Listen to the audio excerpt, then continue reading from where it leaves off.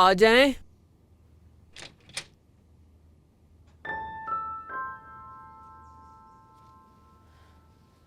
अब आपकी तबीयत ठीक है?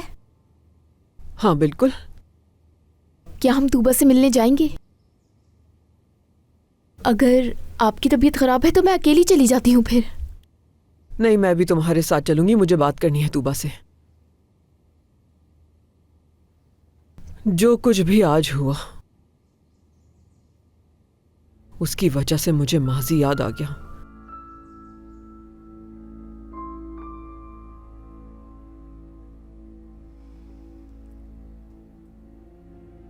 तुम्हारी माँ की तरह तूबा को भी ऐसा इंसान पसंद आया जिसका खानदान हमारे बराबर नहीं।